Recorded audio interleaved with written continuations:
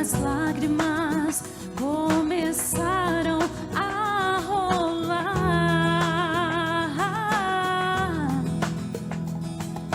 Quando de repente ele apareceu, Maria, estou vivo, eis-me aqui. Eu ressuscitei e o poder da morte não me segurou. Essa tumba fria jamais poderia me deter. Eis agora que tenho o poder na terra e céus. Vai e diga aos outros que se levantou o Emanuel.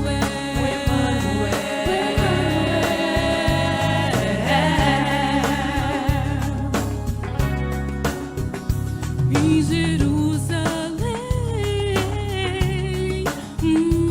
estava tão triste, pois o Senhor já não resiste. Sem acreditar no que aconteceu, 3 dias sem ver o Filho de Deus, não longe dali, reunidos sim, estavam os discípulos a chorar.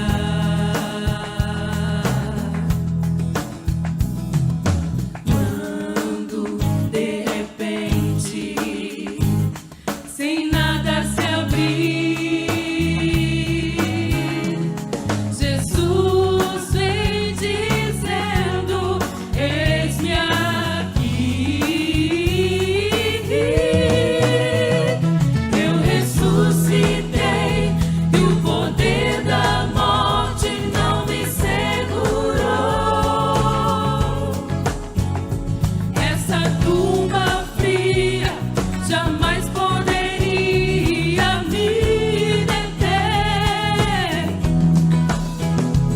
Eis agora que tenho o poder na terra e céus. Vai e diga aos outros que se levantou o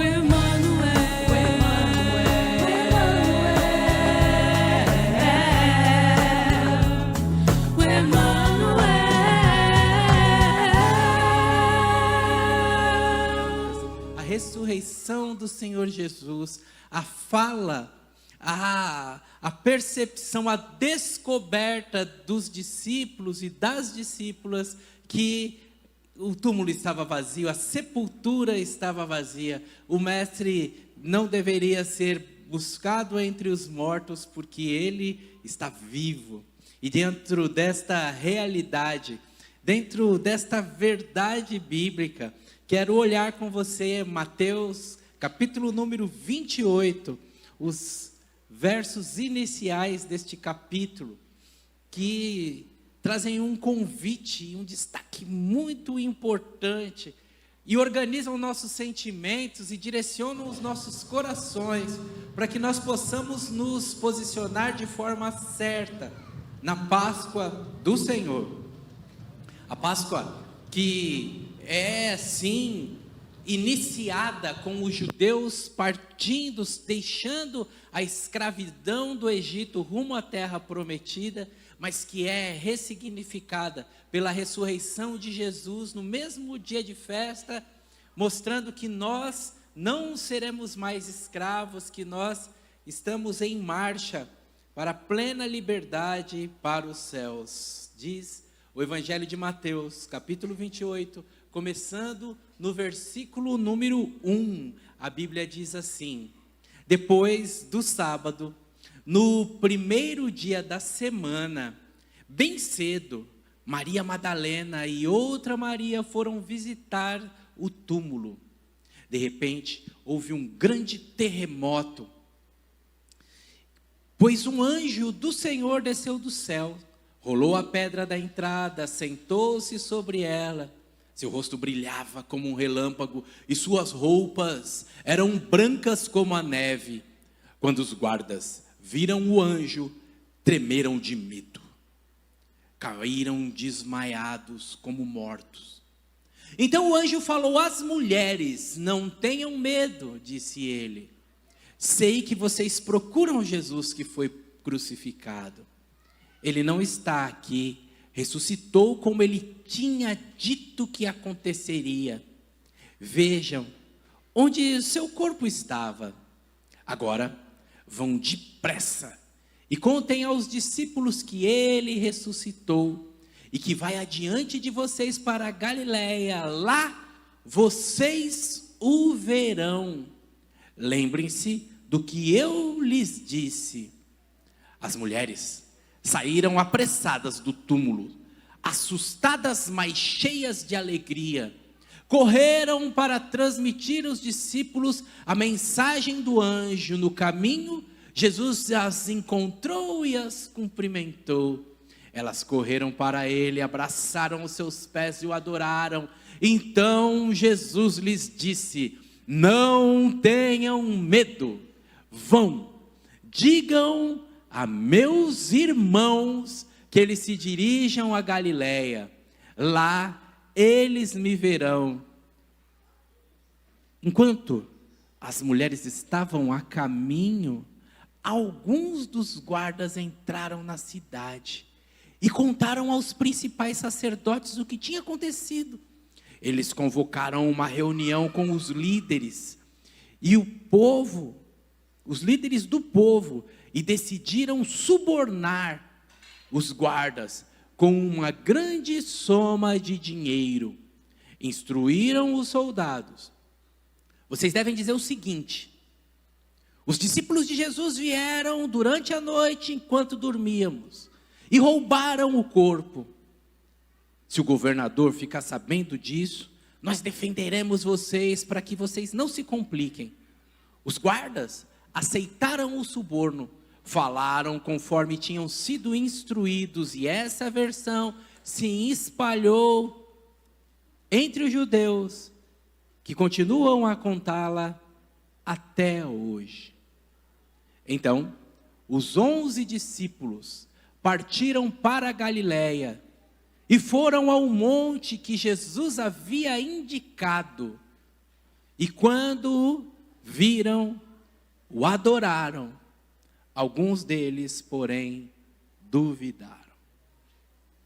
O chamado nesta noite de louvor e de adoração é para que eu e você possamos nos posicionar de maneira correta neste evento que sacudiu a terra, nesse evento que abalou as estruturas, neste evento que moveu as bases dos homens. Só Mateus faz a descrição de que diante da ressurreição de Jesus aconteceu um terremoto. Só Mateus fala deste evento sísmico, que é inquietante e que de alguma maneira mexe conosco por dentro.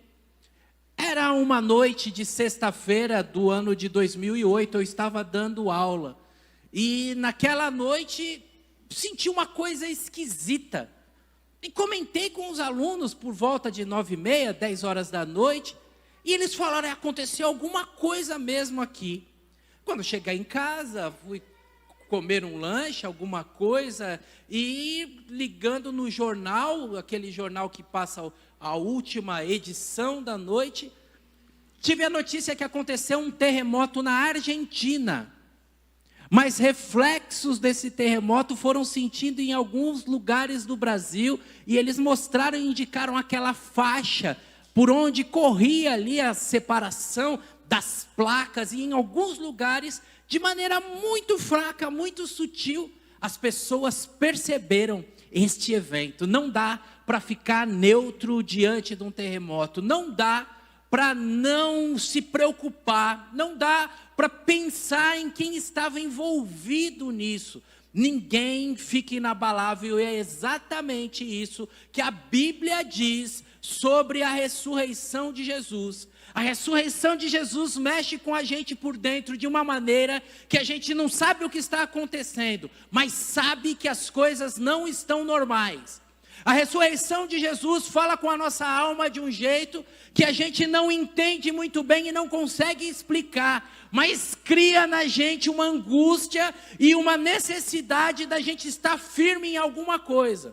A ressurreição de Jesus mostra que os nossos olhares precisam ser redirecionados, que as nossas vidas precisam estar protegidas, que o nosso interior precisa estar guardado.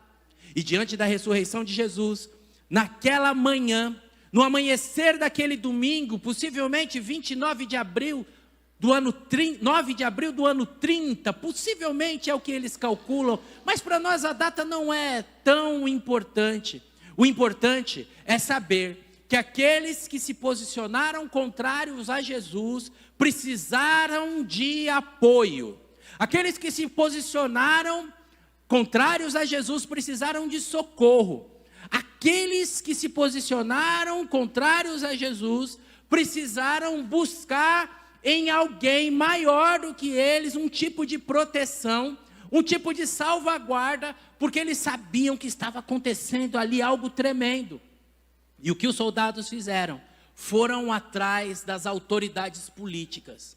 Mas antes que eles corressem, antes que eles combinassem entre eles, antes que eles buscassem socorro, diante da pedra que foi removida pelo anjo, aqueles homens caíram como mortos, diz o versículo número 4. Caíram como mortos, já antecipando a condição daquele que sabe que terá que prestar contas diante de Jesus, que está vivo.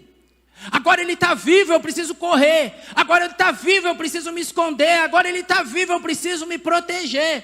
Esse é o desespero daqueles que não estão do lado de Jesus. A Bíblia diz no livro de Apocalipse que aqueles que passarem por um período terrível da história, e quando eles tiverem a visão de Jesus voltando para buscar a sua igreja com poder e grande glória, eles buscarão a morte e não acharão. Eles buscarão se esconder e não conseguirão. Eles sabem, naquele desenho animado, quando o avestruz enfia a cabeça dentro de um buraco, protegeu pouquíssimo, não resolveu nada, não mudou a situação.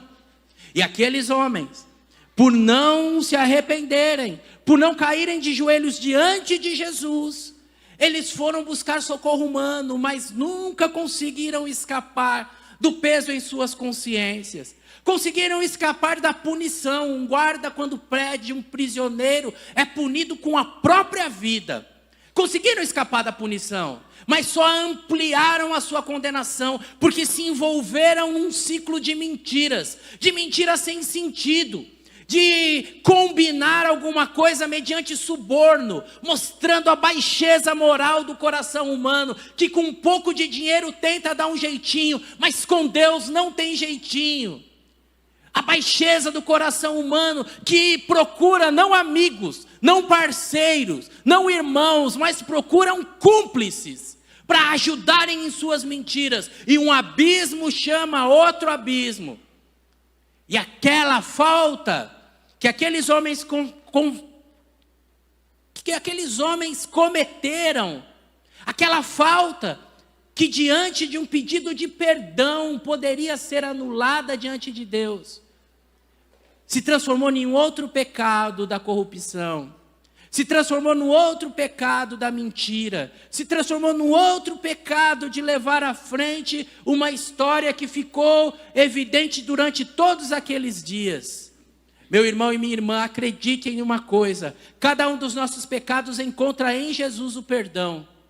Acredite, meu irmão e minha irmã, em uma coisa: cada um dos nossos pecados não é maior do que o poder do nosso Salvador. E diante do arrependimento, diante de grandes pecadores, um grande Salvador para mudar essa situação.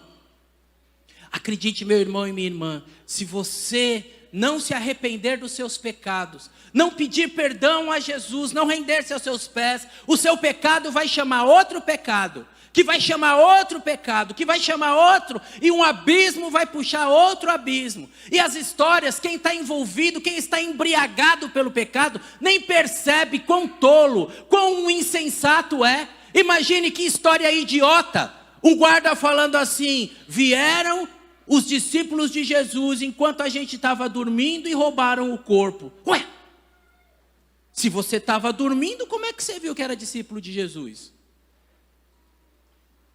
Quem está em pecado é assim, dá desculpa que não cola, não faz sentido, e só ele não percebe. Não, a gente não estava dormindo, a gente estava acordado. Ah, mas vocês eram guardas. Nós temos profissionais da segurança pública aqui entre nós. Você era a guarda, a sua responsabilidade. Vem 4 pescadores para pegar um corpo e vocês são soldados com espada e não dão conta? Se estava dormindo, está errado. Se estava acordado, está errado. A história não cola, sabe por quê?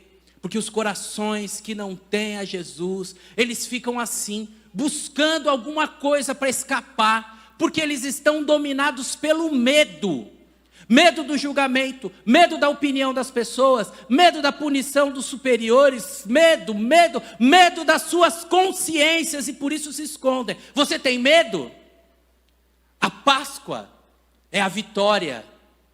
É a vitória sobre a morte, é a vitória sobre a insegurança, é a vitória sobre a incerteza, é a vitória sobre todo o questionamento. Jesus ressuscitou nesta noite. É preciso que você, que tem medo da morte, que tem medo da vida, faça uma oração dizendo assim: Espírito que ressuscitou Jesus de entre os mortos, ressuscita-me, me tira da morte, me tira desse medo e me coloca diante da vida. A vida reina sobre a morte, é a mensagem da Páscoa. Alguns de nós perdemos pessoas queridas, alguns de nós sofremos com essa perda dias, meses, anos. Mas em Cristo Jesus, nós temos a certeza de que a morte não tem a última palavra. Vença o medo nesta oportunidade, com o auxílio de Jesus, Ele está aqui. Vença o medo nesta oportunidade, acreditando que essa ressurreição é muito mais do que uma linda história, muito mais do que poesia, é verdade para mudar as nossas vidas. Ninguém fica indiferente diante de um terremoto, ninguém fica indiferente diante da ressurreição de Jesus, diante da Páscoa. Uns, por saberem a sua condição, e feliz quem sabe a sua condição, ficam com medo. Outros, que já pertencem a Jesus, têm algo que é muito parecido com o medo. É igual, mas é diferente. Se chama temor. Enquanto o medo paralisa, com temor a gente avança. Enquanto o medo nos adoece, nos empobrece, nos deixa desesperado, fazendo conchavos e conluios, com temor a gente acha não mais comparsas, mas amigos. Mesmo com medo, as mulheres falaram assim: vamos lá prestar nossa última homenagem a Jesus. Uma delas, com medo, disse: mas está tão inseguro ainda, tem guardas, tem uma pedra pesada, mas vamos.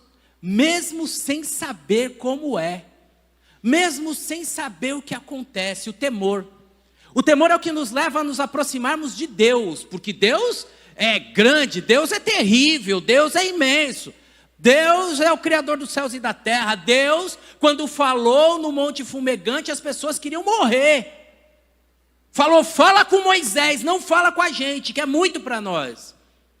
Mas com temor, nós nos aproximamos de Deus nos méritos de Cristo Jesus, e com temor, nós encontramos um amor que espanta o medo, um amor que lança fora todo o medo. E nessa aproximação, Jesus fala assim: vai e fala para os meus irmãos. Eu não sei se você, assim como eu, enquanto Jackson cantava de uma maneira tão linda, fechou seus olhos e ficou vendo o Senhor com os cravos nas mãos, seu corpo a sofrer naquele momento de dor. Se você fechou os olhos e visualizou aquela cena, você vai lembrar que os discípulos de Jesus fugiram, correram, covardes se amedrontaram. E quando Jesus volta, Jesus fala para as mulheres assim, ó, combina com os meus irmãos. Não é avisa que eles traíram, não. Se fosse eu, falava, avisa que eles traíram lá que eu voltei. Não. Jesus fala assim, eu estou com saudade dos meus irmãos. Quero comer um peixinho com eles. Quero contar para eles como é que é do outro lado. Quero falar, quero chamar eles para a continuidade da história. Com temor, a gente descobre a ternura de Jesus. Com temor, a gente descobre um Jesus que a gente não conhece. Com temor, a gente é surpreendido por Jesus, que avisa para as mulheres, vão encontrar lá, enquanto o anjo fala para as mulheres, olha lá onde é que ele estava, agora vão que vocês encontrarão ele lá na frente. E quando as mulheres estão no meio do trajeto, elas encontram com Jesus, você no meio do seu trajeto vai encontrar com Jesus. E a sua esperança de ter a vitória lá no final vai ter uma grande surpresa bem no meio do caminho. Abra o seu coração e com temor diga a Jesus, eu preciso do Senhor na minha vida, nessa manhã de Páscoa, nasce em meu coração, Jesus. Muda a minha vida, reinicia a minha história. Me dá a alegria que aquelas mulheres tiveram e naquele temor, naquele sentimento, naquelas verdades bem explicadinhas que Jesus ressuscitou como Ele tinha dito. A certeza para nós que nenhuma das promessas de Jesus fica sem cumprir, nenhuma das palavras do Senhor foram jogadas fora, nada será vão em Cristo Jesus. Então agarre-se a Ele, porque aquilo que não está cumprido ainda há de se cumprir, e você experimentará a bênção e a vitória de todas as verdades que estão prometidas para os filhos de Deus. Venha, não fique neutro, com temor diga, eu quero mais de Deus na minha vida. Nossa história e nossa leitura termina no versículo número 17, quando a verdade de que muitos sim reagiram de forma positiva, e eu quero chamar sua atenção para a realidade de que as mulheres que foram buscar Jesus, assustadas, tiveram o susto transformado em alegria, se movimentaram, foram produtivas e adoraram a Jesus. As mulheres vão, chegam e anunciam para os homens, e mais à frente Jesus encontra os homens, e os homens adoraram a Jesus. E cada um caía aos pés de Jesus e adoravam a Jesus. Integrantes do coral, adorem a Jesus. Não deixe que nada nem ninguém vos distraia, não deixe que nenhum sentimento roube de vocês o privilégio de adorar a Jesus. Estou cantando para Jesus, para as pessoas de Jesus serem tocadas. Igreja do Senhor que nesta noite se une em adoração. Às vezes nós temos dúvidas, às vezes a gente fica meio assim. Não tenha medo de ter dúvidas. Deus gosta de quem tem dúvidas e expressa as suas dúvidas. Ele não gosta de quem fica preso na dúvida. Quem tem dúvida e expressa as suas dúvidas, se move em direção às respostas, se move em direção àquele que tem as respostas e que muitas vezes nem responde, mas ele tem as respostas. Sabem? Eu quero muito incentivar você. Se você estiver na condição daqueles discípulos que tinham dúvidas, não deixe a dúvida te prender. Que a dúvida seja o seu combustível para você dar passos em direção a Jesus e fazer perguntas e assim se tornar mais íntimo dele. E fazer questionamentos. E mostrar as suas dúvidas. E sinalizar suas fraquezas e dizer, Senhor, ajuda-me na minha pequena fé. E quando você menos perceber, você terá tantas respostas. E quando menos perceber, você se descobrirá amigo de Deus. Não tenha medo de ter dúvidas, mas que as dúvidas sejam combustível para te aproximar de Deus. E aí, nessa aproximação, assim como convidei o coral a adorar ao Senhor, eu convido a igreja a adorar o Senhor neste momento. Enquanto estiver diante do Senhor, eu irei agradecer o seu tão grande amor. Isso já pagou todo o meu pecado, como a neve me tornou morrendo lá na cruz. Isso já pagou todo o meu pecado, como a neve me tornou morrendo lá na cruz. Já Ele já pagou todo o meu pecado, a